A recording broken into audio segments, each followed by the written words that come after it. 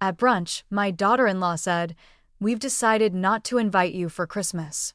I just nodded. My name is Mary Beth Ellison, 71 years old. I live alone in Briarwood Hollow, a quiet little town where the snow falls thicker than memory. If you're listening to this on a cold evening in a kitchen filled only with the ticking of a clock and a teapot that's just run dry, then maybe we're not that far apart. I used to be called Mom, Grandma, the woman who never forgot a single birthday, who showed up for every holiday. But this year, for the first time, I wasn't invited to Christmas. Not because I did something wrong, just because maybe I'd been around too long enough to become part of the background no one notices anymore. I'm not telling this story to complain. I'm telling it because maybe somewhere out there, there's someone else who's waited for a call that never came, an empty chair at the table, a gift left unopened, and a mother who once thought, if I'm good enough, they'll still need me. If that's you, stay with me a while. I'll tell you about the winters I've made it through and how I learned one of the simplest, hardest lessons of all, to save a seat for myself. That winter, it all began on a cold Sunday morning at the cafe I always went to when I overheard the sentence that changed everything. "We've talked it over. You won't be coming for Christmas this year." She said it plainly. I nodded as if it wasn't even worth setting my coffee down for. Fern and hearth looked just like it always did on the Sunday before Christmas, just busy enough, cozy in that careful kind of way. Red brick walls dressed in dried wreaths, tiny string lights glowing faintly, more decorative than warm. The chairs were still upholstered in that soft cream leather, edges a bit worn, but always clean. I picked my usual spot by the window where I could see the town's Christmas tree in front of the post office, still just 2 faded ribbons and a dull silver star. Like every year, I got there early and ordered a cappuccino, same as always. Ellie, the young waitress with the dimple on her left cheek, didn't need to ask. "Still going with the strawberry muffin?"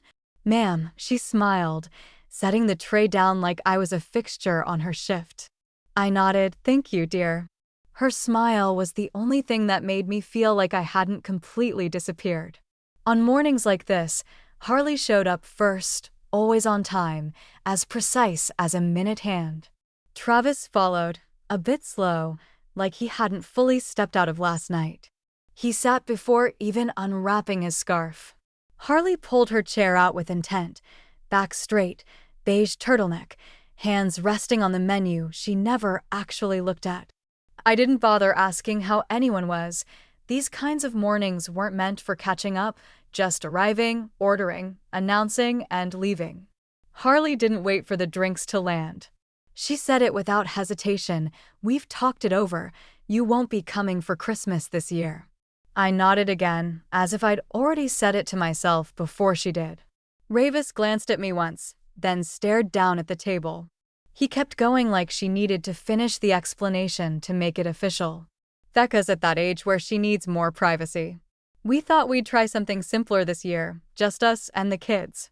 Jonah's still young, so he won't notice, but Becca." I nodded again, not in agreement, just to end the sentence. No one touched my muffin. It sat there, still warm, beside a cappuccino already half gone. I stood up. "I assume I'll be paying for myself."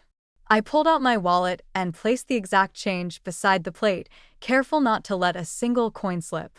Ellie returned just then, carrying a tray of tiny gingerbread cookies for you to take home. "They're homemade," she said.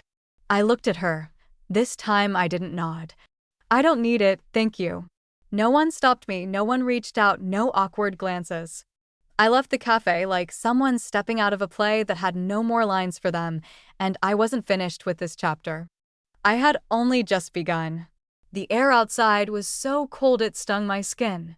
The sidewalk had already been salted, but patches of dull gray ice still shimmered underfoot like wounds that hadn't quite healed. I walked slowly, not because my legs were weak, but because there was nothing to rush toward. People brushed past with purpose. Everyone seemed on their way somewhere warm, the post office, the bakery, maybe just back home. Not me. I walked toward the hill where my car was parked. I hadn't walked this stretch in December for 12 years, Not since Becca was in preschool, and I'd pick her up twice a week. Back then, Haley had seemed grateful. She used to call me the one who kept tradition alive. I still remember her handing me a thermos of cocoa once and saying, "Thanks for coming early, Mom." Well, I came early today too, only this time no one needed me. They came to make a decision. I came to receive it. At the corner was the used bookstore I used to take Travis to when he was in 3rd grade. He had stared at the ceiling map so long I had to come back and buy it. Now taped to the front window. 60% off, moving soon. Everything's pulling away from the places I once called mine. I stopped and looked inside, not because I needed a book, but because I needed a reason not to keep walking.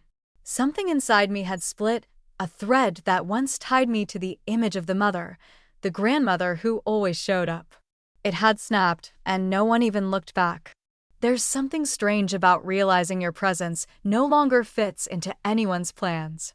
It doesn't hurt sharply, it's just hollow, like stepping into a familiar room where everything's still in place except you.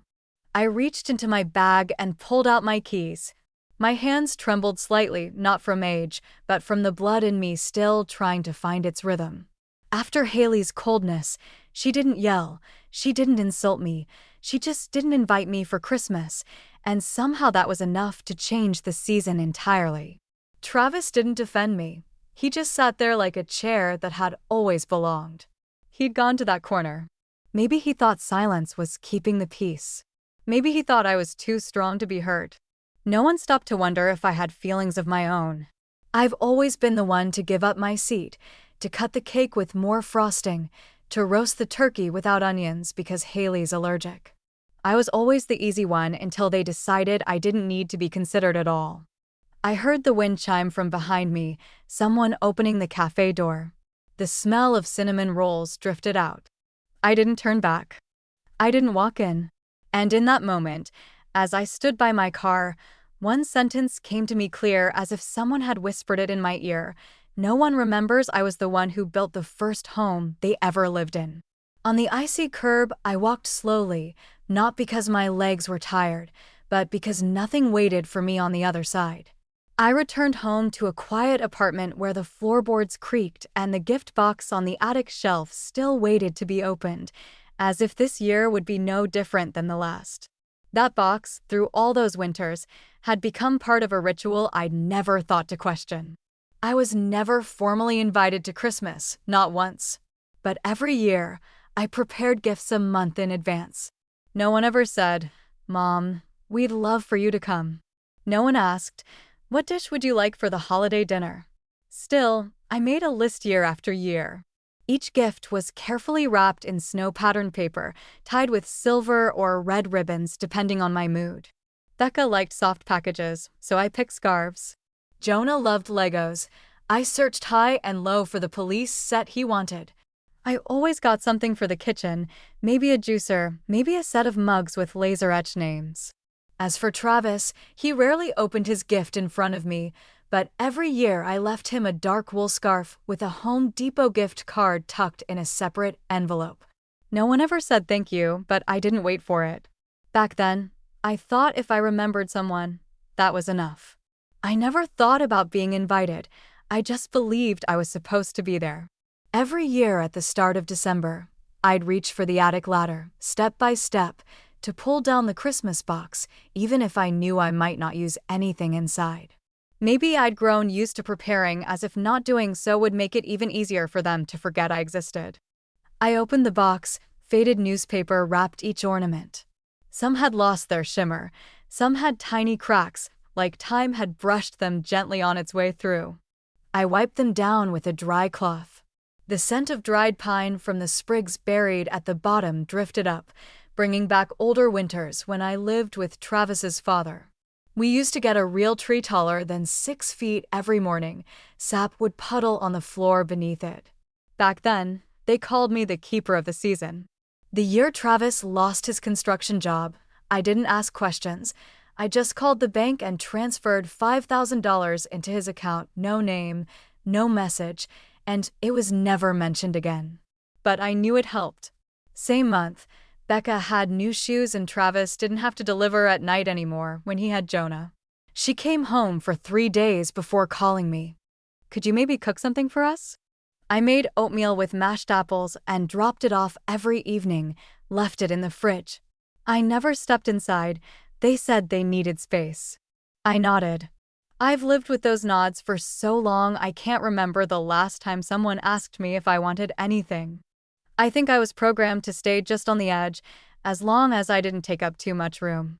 That afternoon, I walked to Page and Pine, the bookstore, hoping to find something to gift Becca. She once wrote me a little card when she was 6. "Grandma, don't forget the peppermint candy." I love it. I kept that card in my wallet for nearly 2 years.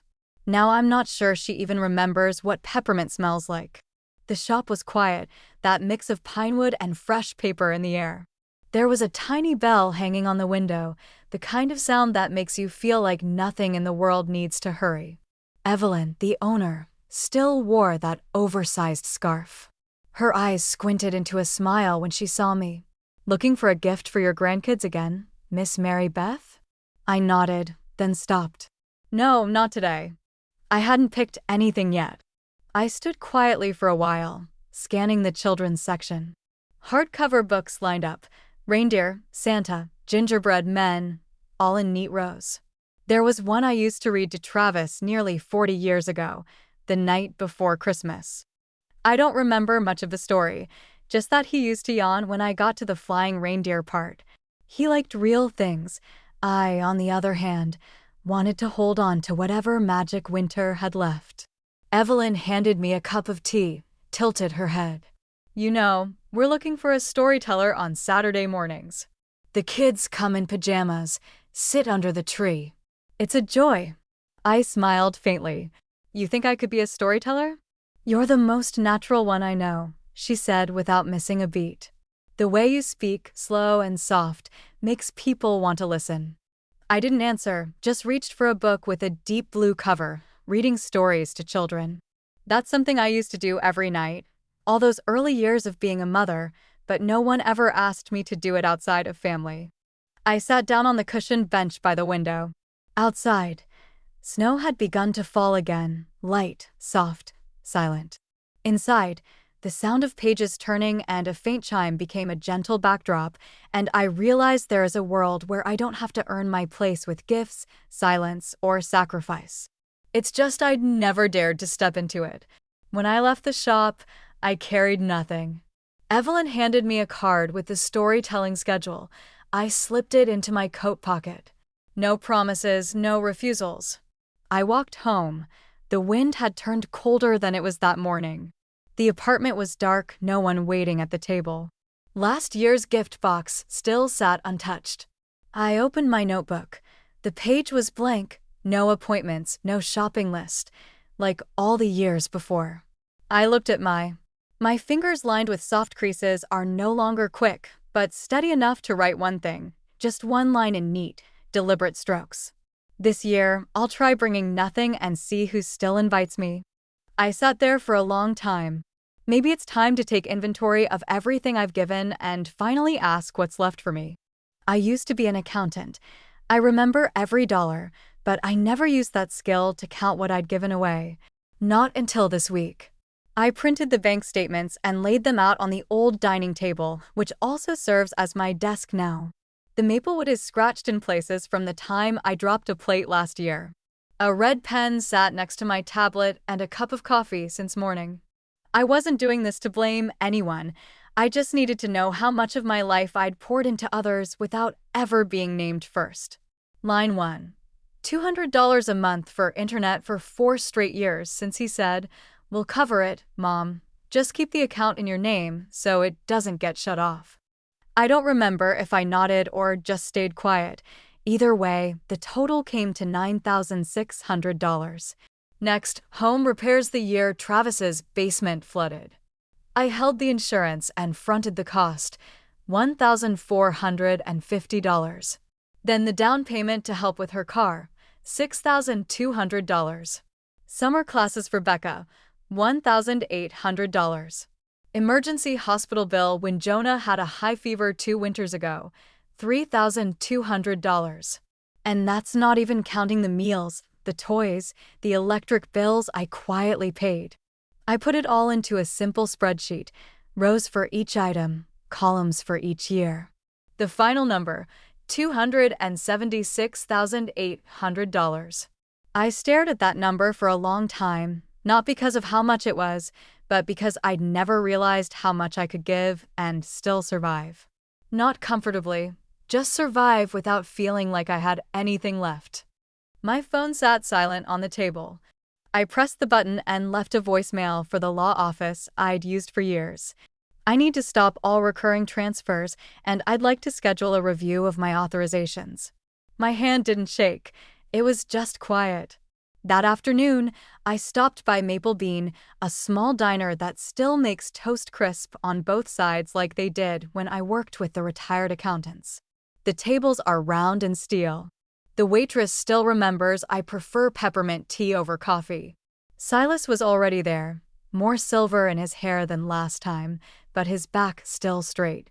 We'd worked together on a few fundraisers after retirement. "Heard you're thinking about revisiting your will," he said as I sat down. I nodded.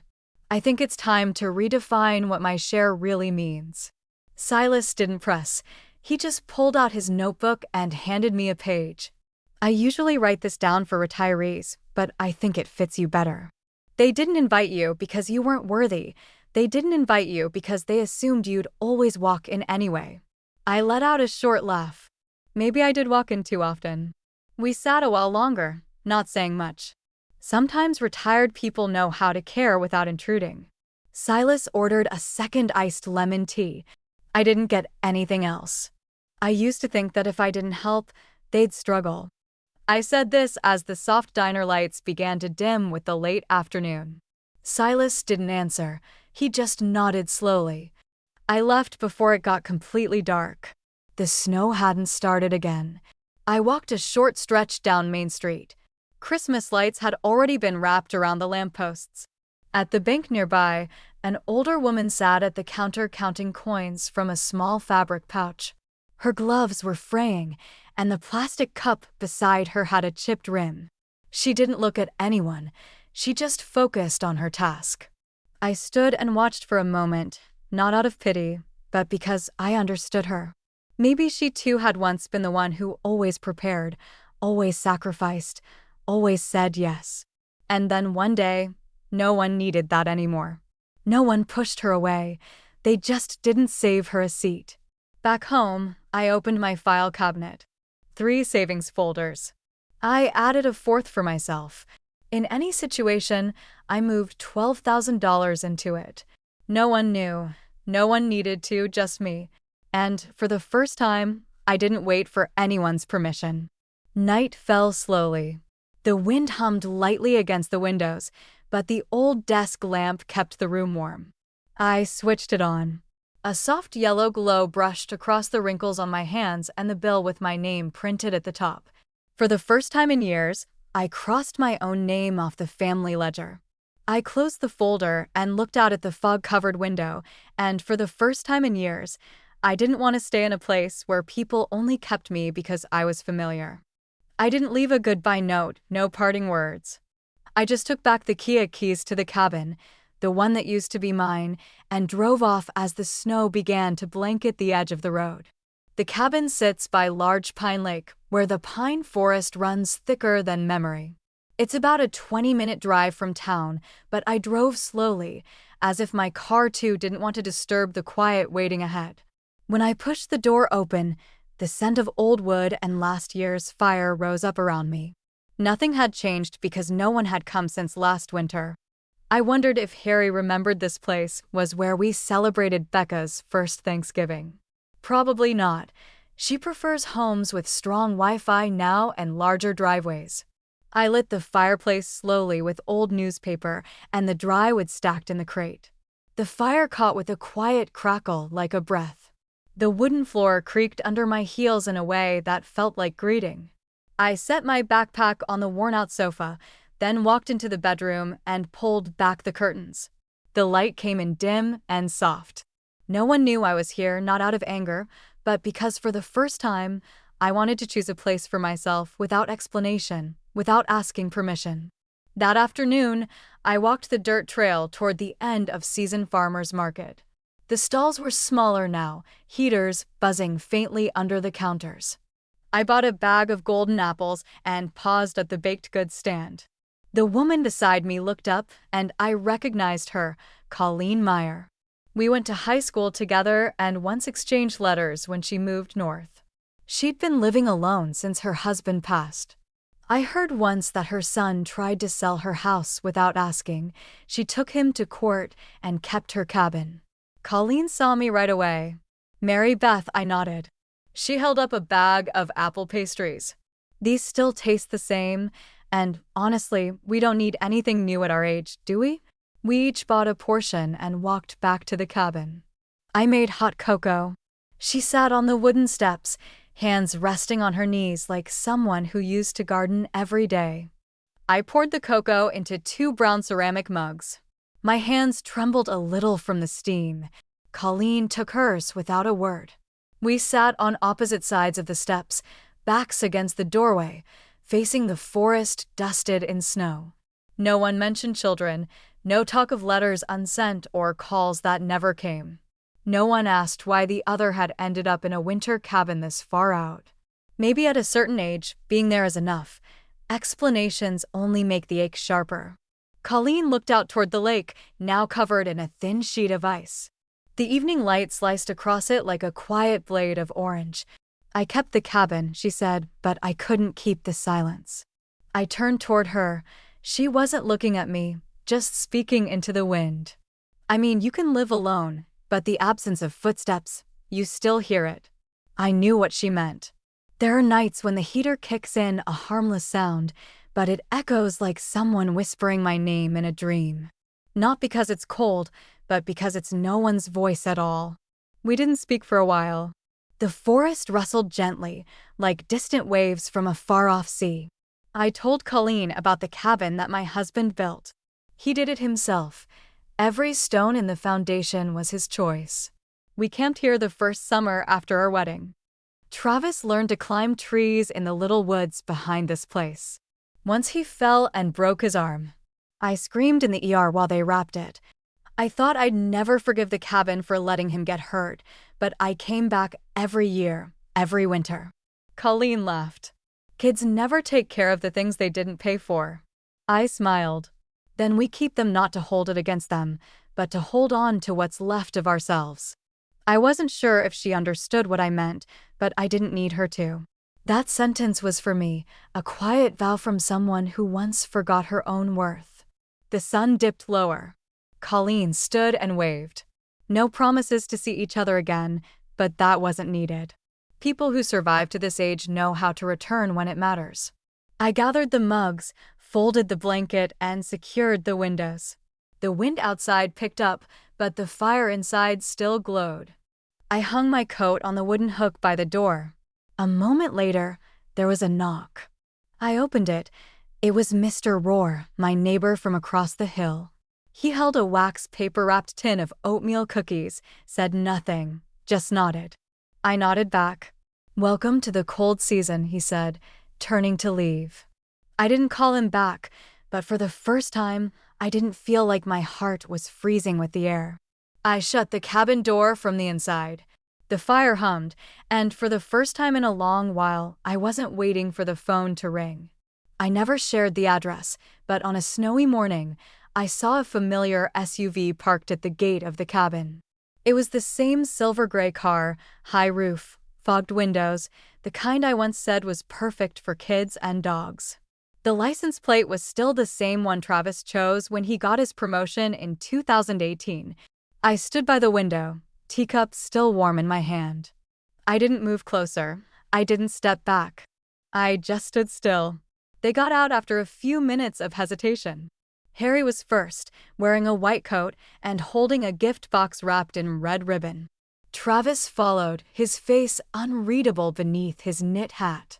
Becca wore a red hoodie, carrying something round made of pine leaves and tinsel.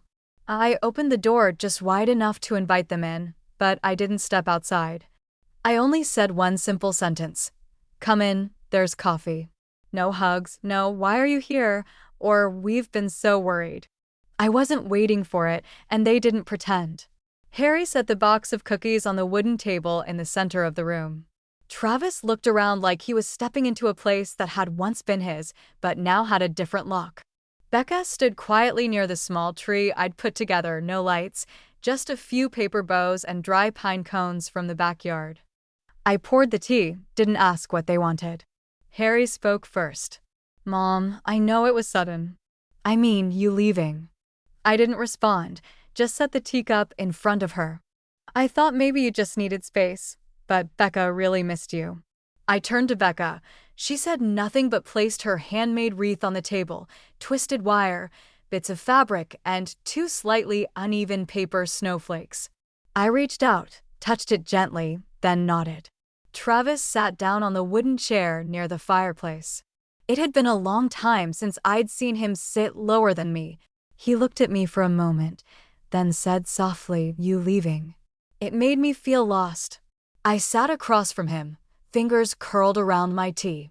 The only sound was the quiet popping of the firewood. I didn't smile. I didn't cry. No one said anything. When I was there, I said. I poured more tea for myself. Now I'm quiet, and that's the problem. No one argued. No one defended themselves. Harry shifted forward. I brought gingerbread. Becca picked the flavor you like. I nodded but didn't open the box, didn't say thank you either. I've lived long enough to know not everything brought to your doorstep is love. The soft light from the string bulbs wrapped around the bookshelf made the room look warm, but nothing could warm the space between me and them. I picked up Becca's wreath and hung it on the bedroom door on the same nail I'd kept from past Christmases. She watched me, didn't say a word, just pressed her lips together the way her mother does when she's trying. Out the cookies, no one asked, "Who do you live with?" or "How old are your grandkids?" They just asked, "Will you tell another one?" And I nodded as if I still had something worth holding on to. I stayed for a while after the children had gone. Evelyn came over and gently set a business card on the table. "We're looking for someone to tell stories more regularly," she said. "I know you're not one for titles, but if you'd like, I'll print a small sign.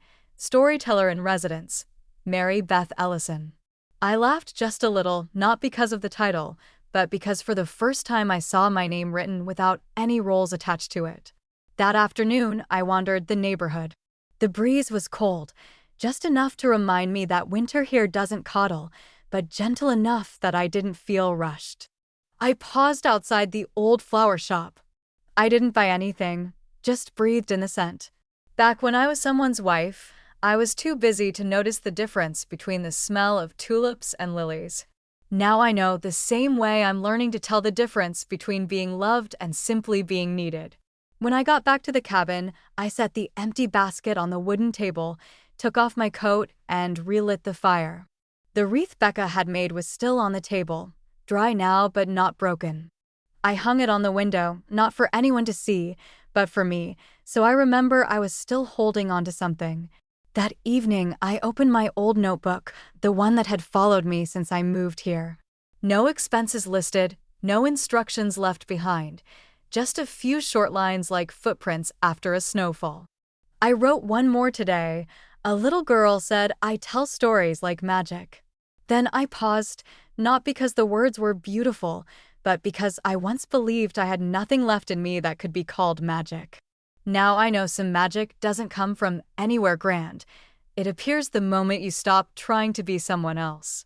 The next morning, I walked back to the bookstore, not because anyone asked me to, but because I liked the smell of fresh paper and the way people greet each other with real eyes. I signed the New Year card Evelyn had pinned by the shop door. I didn't add anything else, no grandma, no mom, no missus, just from Mary Beth, nothing more. I used to be called many things: wife, mom, grandma, the babysitter, the one who made dinner, the one who remembered every birthday, even when no one remembered mine. I never complained. I just thought maybe I was born to keep the fire going, to be the background that helped others get through the cold seasons without feeling the chill. I used to believe that love meant preparing everything quietly without being asked, Like the Christmas tree that stood tall before the kids even opened their eyes, like the pie already in the oven though no one asked for it. Like the money I pulled from my retirement fund and handed to Travis when he lost his job, no invoice, no receipt, just a mother doing what mothers do. I got used to not being invited, but still showing up, bringing everything with me. Food, the gifts, my quiet presence. I thought that was normal, as if my worth was measured by what I could bring, not by whether anyone still wanted me there. And then one day I stopped being called, not because I died, but because I was no longer useful. I remember the last time I nodded at brunch, no protest, no frown, just a nod, as if someone had cut the string that tied me to the word family, and I just sat there still. That day, I realized some things disappear without making a sound, like when you rise from the table and no one looks up to watch you leave. As an accountant, I always knew how to calculate, but I never used that skill to add up what I'd given to my family, over $270,000 without a single thank you. Not out of bitterness, just the plain quiet truth I had to face. Someone once told me kindness may not always be appreciated, but dignity should never be lost. I moved to the old cabin not out of anger, but to begin again. I swept the porch, stacked the firewood, hung the faded curtains back in place. I sat with Colleen, a woman whose children once betrayed her, a woman who thought she'd become a shadow. But together, we lit the fire, sipped warm cocoa, and understood this simple thing: we didn't need to wait for someone else to strike the match anymore. When Travis and I showed up, I wasn't angry. I just wasn't afraid of being misunderstood anymore. I didn't explain. I didn't ask to be forgiven. I simply sat and poured the tea. And when Becca handed me the little wreath she'd made herself, I held on to it not because she was my granddaughter, but because in her eyes, I saw the child I once was, waiting for someone to place a hand on her shoulder and say, "You are enough. You have always been enough." I tell stories to the children at Page and Pine not because I need recognition, but because I still have something to give. This time, not out of duty, but because I choose to. And I tell those stories under my own name, no titles, no roles, just Mary Beth. And if you're hearing this story, maybe from a quiet living room or on your drive home, I want to ask you something. When was the last time you did something just for you? Like an old quilt that kept the whole house warm through winter until one day, when no one felt cold anymore, they folded it up and forgot how much they once relied on it. But what if that quilt learned to clean itself, to soak up the sun, to wrap itself around its own shoulders? Maybe then it would feel warmer than anyone ever imagined. Maybe you were once that quilt. And if this story touches your heart, think of someone who once loved you quietly, maybe your grandmother, your mother, or the neighbor who baked you cookies that first Christmas in town. Don't wait for another winter to realize this. Some hearts only stay when you remember to hold on to them.